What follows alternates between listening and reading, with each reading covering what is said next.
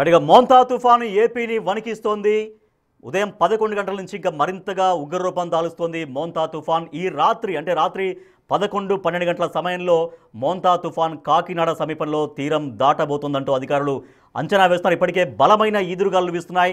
100 kilometre దాదాపుగా 80-90 కిలోమీటర్ల వేగంతో ప్రస్తుతం ఆ తీరాలలో గాలులు బలంగా వీస్తున్నాయి. ఇక తీరం దాటే సమయంలో రాత్రి తర్వాత ఇంకా మరింత ప్రచండమైనటువంటి ఈదురుగాలు కూడా వీస్తాయని అధికారులు అంచనా వేస్తున్నారు. సో ఈ రాత్రి కల్లా తీరం దాటేటువంటి అవకాశం ఉందని చెప్తున్నారు. ఇప్పటికే బంగాళాఖాతంలో తీరం దాటేటువంటి క్రమం అనేది తుఫాన్ను అంచనా వేస్తున్నారు. తుఫాను మెల్లగా తీరం దాటేటువంటి ప్రాసెస్లో కొనసాగుతున్న అధికారులు చెబుతున్నారు. ప్రజలు అప్రమత్తంగా ఉండాలంటూ అధికార యంత్రాంగం పదే పదే ప్రజలకు సూచిస్తున్నారు. ఎస్, మా అసోసియేట్ ఇన్పుట్ ఎడిటర్ గణేష్ మరింత సమాచారం అందిస్తారు. సో తీరం ఎట్లా దాటుతుంది, ప్రస్తుతం బంగాళాఖాతంలో తుఫాను ఎక్కడ కేంద్రీకృతమైంది, ప్రస్తుతం ఏ దిశగా కదులుతున్న అంశాలపైన పూర్తి సమాచారాన్ని గణేష్ అందిస్తారు. ఎస్ గణేష్. ఎస్ రాజేష్, మనం చూస్తుంటే టోటల్గా మనకి మోంతా ముంచుకొస్తుంది. అంటే ఒక ప్రళయంలాగా ముందుకు ముంచుకొస్తుంది. ఏదైతే హెచ్చరికలు జారీ చేశారో ఆ హెచ్చరికలకు అనుగుణంగానే మనకి అక్కడ ఉండే పరిస్థితులు కనిపిస్తున్నాయి. ఇప్పటికే తీర ప్రాంతం అల్లకల్లోలంగా మారుతుంది, ఉధృతంగా మారుతుంది, ఎప్పుడు ఉప్పనిగా మారుతుందని ఒక భయాందోళనలు అయితే కనిపిస్తున్నాయి. టోటల్గా మనం చూసుకుంటే ఇక్కడ ఇప్పటివరకు ఉండే అంచనాలను తలకిందులుగా చేస్తూ కాకినాడ యానమల మధ్య దాటే అవకాశం ఉందనేది ఇప్పటికే వాతావరణ శాఖ హెచ్చరికలు జారీ చేసింది. దీనికి సంబంధించింది రాష్ట్రమే కాదు, ఆంధ్రప్రదేశ్ రాష్ట్రమే కాదు, మిగతా దేశంలో మరోవైపు ప్రపంచం నుంచి కూడా అంటే వరల్డ్ సంబంధించిన వాతావరణ శాఖ కూడా దీనికి సంబంధించిన అబ్జర్వేషన్స్ అనేవి జరుగుతున్నాయి. ఎంత తీవ్ర స్థాయిలో వస్తుందనేది మోంతా ఇప్పటికే ముంచుకొస్తున్నది. అంటే ఇప్పటికే తీరం తాకకపోయినా దాని ప్రభావం అనేది అనేక ప్రాంతాలపైన కనిపిస్తుంది. ఇప్పటికే ఉప్పాడ కావచ్చు, లేకపోతే కాకినాడ పరిసర ప్రాంతాలు కావచ్చు, యానం కావచ్చు, ఇటు కోనసీమ అమలాపురం కావచ్చు, అటు మచిలీపట్నంలో చిన్నగా ఉన్నా సరే, ఎందుకంటే మచిలీపట్నంలో వెళ్తుందనుకుంది కొంచెం అది తన దారి మార్చుకుంది. ఇలాగా ఇప్పటికే అనేక ప్రాంతాల్లో మనకి తీవ్రత కనిపిస్తుంది. ఇంతకీ మోంతా ఎలాగా ప్రయాణం చేస్తుంది ఒక్కసారి మనం విజువల్స్లో చూడొచ్చు. మనం మోంతాకు సంబంధించిన సైక్లోన్ సంబంధించిన విజువల్స్ చూస్తున్నాం.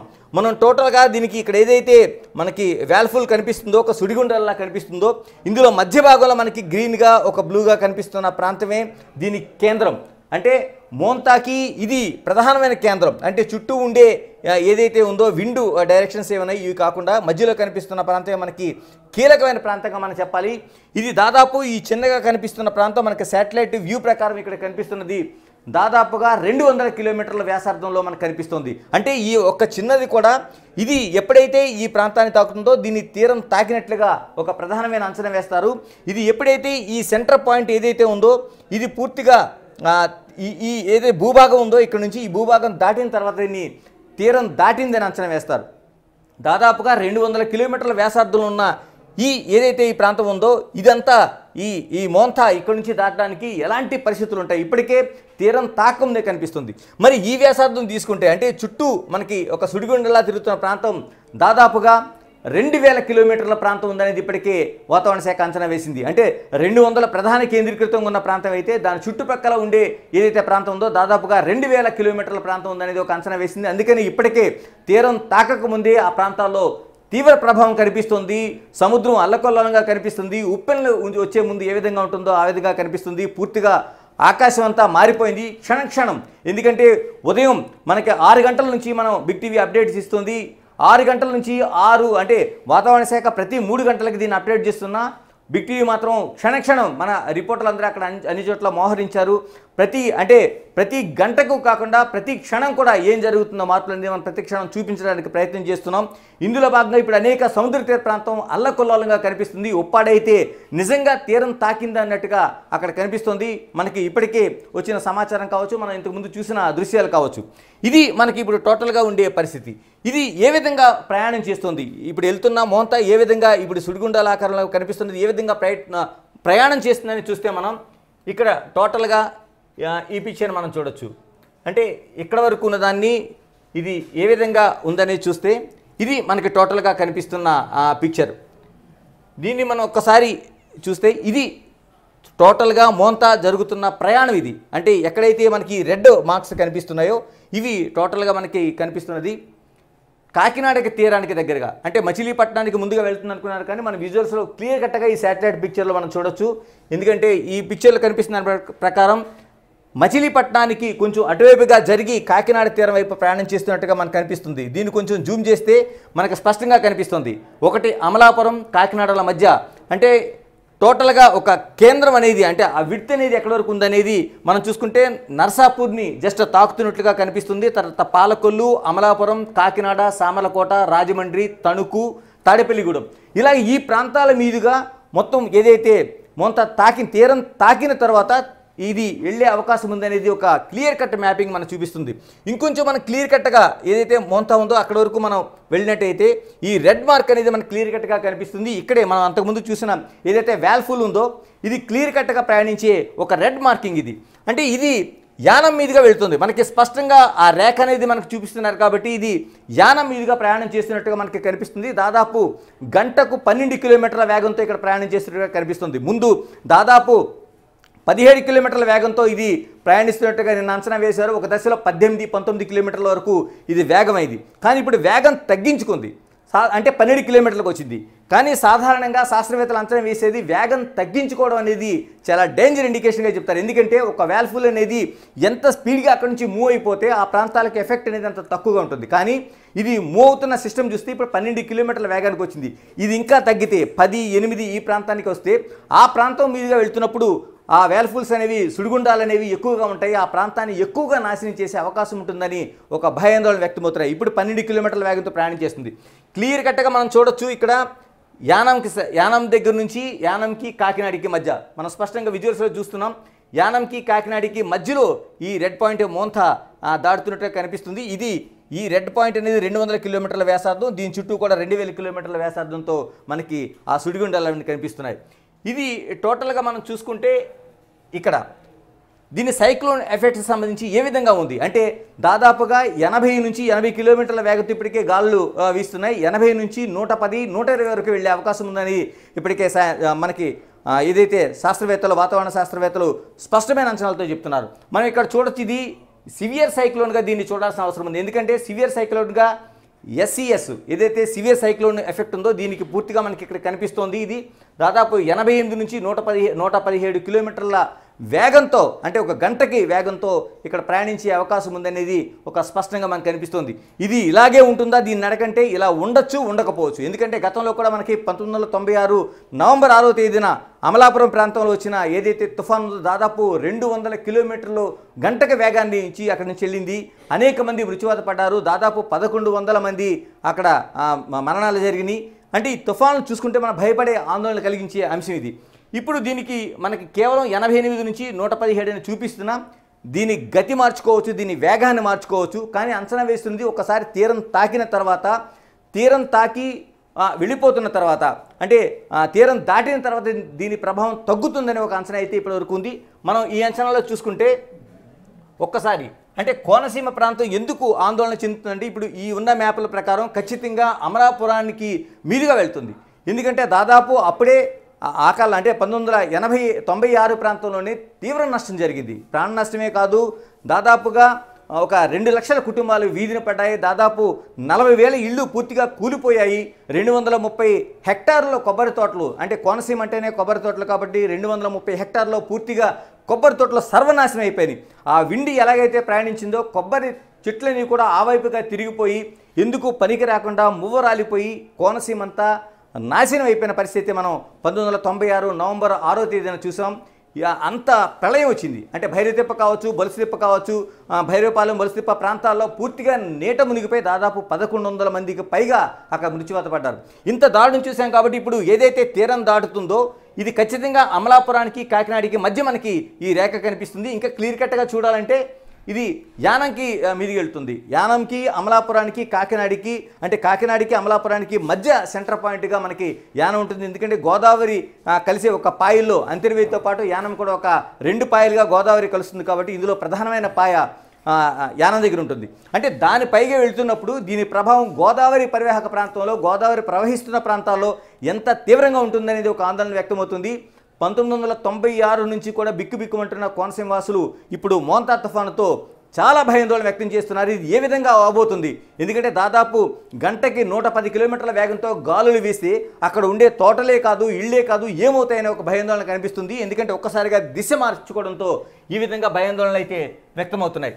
మనం ఈ టోటల్ పిక్చర్లో చూసుకుంటే మనకి ఎన్ని ప్రాంతాలండి, అటు సామర్లకోట కావచ్చు, రాజమండ్రి కావచ్చు, తణుకు కావచ్చు, పాలకొల్లు కావచ్చు, నర్సాపూర్, ప్రధానంగా భీమవరం లాంటి ప్రాంతాలు కావచ్చు, ఇవన్నీ కూడా నష్టం జరిగే అవకాశం ఉందనేది స్పష్టంగా కనిపిస్తోంది. మరోవైపు దీనికి సంబంధించి ఏ విధంగా ఉండబోతుంది, ఈ సైక్లోన్ విండ్కి సంబంధించిన ఎఫెక్ట్ ఏ విధంగా ఉండబోతుంది అనేది కూడా ఐఎండీ మనకి స్పష్టంగా మెట్రాలజీ డిపార్ట్మెంటు మనకి స్పష్టంగా చెప్పింది వాతావరణ శాఖ. దీంట్లో ప్రకారం మనం చూసుకుంటే ఒక అంచనా, అంటే టైం టు టైం, అంటే దాని పొజిషన్ ఏంటి, మ్యాక్సిమం ఏ విధంగా వెళ్ళబోతుంది, కేటగిరీ ఏ విధంగా ఉందో, సైక్లోన్ కేటగిరీ సమయంతో పాటు దీనికి ఇచ్చారు. మనం ముందుగా చూసుకుంటే దాదాపు 11 గంటలు, తర్వాత ఈ 12 గంటల ప్రాంతమే కాదు, సాయంత్రానికి ఖచ్చితంగా మనకి ఇక్కడ ఇది గ్రీనిచ్ కాలమానం ప్రకారం ఇచ్చారు. భారత కాలమానం ప్రకారం దీన్ని మార్చుకుంటే 12 ఉన్నదానికి దాదాపుగా మనకి 5:30 గంటలు, అంటే 5:30 గంటల పాటు మనకి ఉంటుంది. సాయంత్రం 5:30 గంటలకు ఖచ్చితంగా ఈ స్థాయిలో ఉండబోతుంది అనేది మనకు చూపిస్తోంది. ఇందులో చూస్తే దాదాపు 90 నుంచి 100 కిలోమీటర్లు గంటకు అంత వేగంతో మనకి సివియర్ సైక్లోన్గా మనకి ఇది మారబోతుంది, మోంతా అనేది మారబోతుంది అనేది స్పష్టంగా వాతావరణ శాఖ హెచ్చరికలు జారీ చేసింది. అంటే దాదాపు 110 కిలోమీటర్ల వేగంతో, 100 నుంచి 110 కిలోమీటర్ల వేగంతో గాలులు వెళ్తే ఏమవుతాయనేది మనం చూడొచ్చు. ఇప్పటికే దాదాపు 70 నుంచి 80 కిలోమీటర్ల వేగంతో గంటకి గాలులు వీస్తుంటేనే ఉప్పాడ కావచ్చు, లేకపోతే కాకినాడ కావచ్చు, లేకపోతే మిగతా అమలాపురంలో కొన్ని ప్రాంతాల్లో ఉండే సీకోస్ట్ ప్రాంతాలు కావచ్చు, భయాందోళనలో గడగడలాడుతున్నాయి. అలాంటిది 110 కిలోమీటర్ల వేగంతో కానీ ప్రయాణం చేస్తే ఏమవుతుందనేది మనం ఊహించుకోవచ్చు. ఆ తర్వాత ఇది ఇప్పటివరకు ఉన్నది తీరం తాకేటప్పుడు మాత్రమే. మరి తీరం దాటేటప్పుడు దీని ప్రభావం మరింత విస్తృతంగా అవుతుంది. ఎందుకంటే చాలా తుఫాన్లో మనం చూసాం, అది ఎంత విస్తృతంగా ఉంటుందంటే తీరం దాటేటప్పుడు అది వేగం అంటే 12 కిలోమీటర్ల వేగంతో దాటుతుంది. కాబట్టి ఒక అంచనా వేసినా అది వేగంగానే తగ్గితే, అంటే ఆ వేల్ఫుల్ అనేవి, సుడిగుండాలు అనేవి క్రమేణా అక్కడే తిరుగుతూ స్లోగా వెళ్తే మాత్రం పెద్ద నాశనమే మనకు జరుగుతుంది. దానికి సంబంధించిన పిక్చర్ కూడా, అంటే దాదాపు రాత్రి 11 గంటల వరకు తీరం తాకిన తర్వాత, సాయంత్రం 5:30 గంటలకు తీరం తాకిన తర్వాత రాత్రి 11:30 గంటల వరకు దాదాపు 6 గంటలకు పైగా ఇక్కడ మనకి ఈ తుఫాను ప్రభావం అనేది, మోంతా ప్రభావం అనేది మనకు కనిపిస్తుంది. ఎందుకంటే దాదాపు 200 కిలోమీటర్ల వ్యాసార్థంలో ఉన్న ఏదైతే ఉందో అది పూర్తిగా దాటడానికి ఈ టైం పడుతుందని చెప్తున్నారు. ఇందులో కూడా అంటే 11 గంటల వరకు ఇదే దాదాపు 110 ఉండేది 105 కిలోమీటర్లు, అంటే ఒక గంటకి వేగంగా మనకి జరిగే అవకాశం ఉందని సివియర్ తుఫాన్గానే మనకి సైక్లోన్గా మనకు కనిపిస్తుంది. ఆ తర్వాత అంటే తెల్లవారుజామున 5:30 గంటల ప్రాంతంలో కొంత శాంతించే అవకాశం ఉంది. ఎందుకంటే అప్పటికి దాదాపు 6 గంటలు ఈ ప్రవాహం తుఫాను తీరం దాటుతుంది. కాబట్టి దాటిన తర్వాత సమయంలో ఈ విధంగా ఉంటుందనేది మనకి ఇండియన్ మెట్రాలజీ డిపార్ట్మెంట్ వాళ్ళు స్పష్టంగా మనకు చెప్తున్నారు. ఇందులో 80 నుంచి 80 కిలోమీటర్ల వేగంతో గంటకు 90 ప్రయాణించే అవకాశం ఉందని మనకు స్పష్టం చేస్తున్నారు. అంటే అప్పటికి సైక్లోన్గా ఉంటుంది. ఏదైతే మనకి సివియర్ సైక్లోన్గా ఉందో అది ఒక్కసారిగా సైక్లోన్గా అప్పుడు మారుతుంది. అంటే దాదాపుగా 70 నుంచి 80 కిలోమీటర్లు, అంటే ఇప్పటికే మనకి 70 నుంచి 80 కిలోమీటర్ల వేగంతో ఇంకా తీరాన్ని తాకక ముందే మనకు ఉండే పరిస్థితులు ఉన్నాయి. కాబట్టి ఆల్రెడీ తుఫాను ప్రభావం అనేది మనకు స్పష్టంగా కనిపిస్తుంది. ఇందులో ఇవన్నీ చూసుకుంటే ఇది మనకి ఏదైతే ఇక్కడ కనిపిస్తున్న పిక్చర్ ఉందో ఇవన్నీ కూడా, అంటే ఈ ప్రాంతాలన్నీ కూడా పూర్తిగా 6 గంటల పాటు 200 కిలోమీటర్ల వ్యాసార్థం ఉన్న మోంతా తీరం దాటే అవకాశం ఉంది. కాబట్టి ఈ ప్రాంతాలన్నీ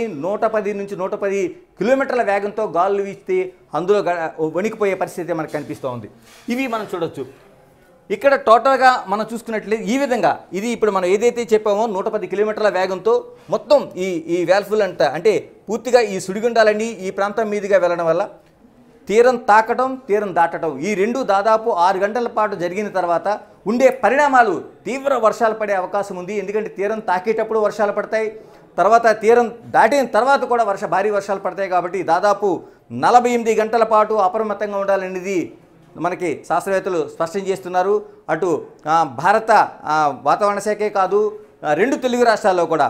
ఎందుకంటే దాదాపుగా మనం ఇక్కడ చూస్తున్నాం, ఇది అరేబియా సముద్రం, నాకు ఇటువైపు కనిపిస్తున్నది.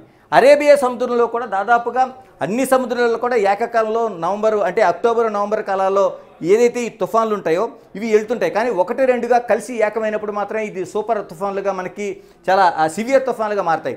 ఇప్పుడు ఎక్కడైతే అరేబియా సముద్రంలో కూడా ఇవి ఉన్నాయి కాబట్టి ఈ ప్రభావం అంటే బే ఆఫ్ బెంగాల్లోన ఇక్కడ మనకి పశ్చిమ మధ్య బంగాళాఖాతంలో ప్రయాణం చేస్తుంది కాబట్టి ఈ ప్రభావం హైదరాబాద్ తెలంగాణ పైన కూడా ఉండే అవకాశం ఉందని చెప్తున్నారు.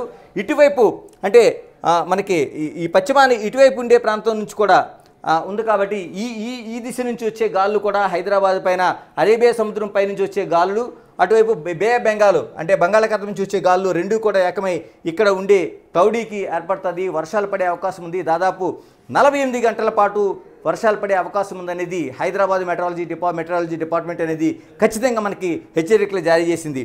అంటే ఇప్పటికీ కాకినాడ తీరానికి ఈ మొత్తం ఇది మనకు కనిపిస్తుంది ఏదైతే ఉందో 240 కిలోమీటర్లకి దగ్గరగా మనకి ఈ ప్రయాణం సాగిస్తూ ఉంది. విశాఖపట్నానికి ఎక్కడైతే మనకి విశాఖపట్నం కనిపిస్తుందో విశాఖపట్నం ప్రాంతానికి 320 కిలోమీటర్ల దూరంలో మనకి ఈ మోంతా కేంద్రీకృతమైంది. తర్వాత మచిలీపట్నానికి అంత ప్రభావం లేకపోయినా మచిలీపట్నంకి దగ్గరగానే వెళ్తుంది. కానీ ఆ డైరెక్షనల్ లేకపోవడం మచిలీపట్నానికి 160 కిలోమీటర్ల దూరం నుంచి వెళ్తుంది. కానీ ఆ దిశ అనేది అటువైపు లేకపోవడం వల్ల అంత భయాందోళన అక్కర్లేదు. ఖచ్చితంగా అమలాపురం, యానం, కాకినాడ ఈ 3 ప్రాంతాల మీదుగానే ఇది వెళ్ళే అవకాశం ఉందనేది ఒక డైరెక్షన్ మనకు కనిపిస్తుంది. మరికొద్ది గంటల్లో అంటే సాయంత్రం 4 గంటల నుంచి తీవ్ర ప్రభావం మనకు కనిపించే అవకాశం ఉంది. 5:30 గంటలకి తీరాన్ని ఖచ్చితంగా తాకుతుంది. ఎందుకంటే అంచనాల ప్రకారం ఈ అంచనాలు కానీ అయితే ఏ విధంగా ఉండబోతుంది, ఇప్పటివరకు ఉండే విండ్ స్పీడ్ కావచ్చు, ఇవన్నీ కూడా అంచనాలు వేసినా ఈ అంచనాలన్నీ కూడా ఎప్పుడు కూడా ప్రకృతి మన ఆధీనంలో ఉండదు, ఎప్పటికప్పుడు మారిపోతూ ఉంటుంది. ఏ మాత్రం మార్చుకున్నా 1996లో నవంబర్లో కూడా ఇలాంటిదే సిచ్యువేషన్ జరిగింది.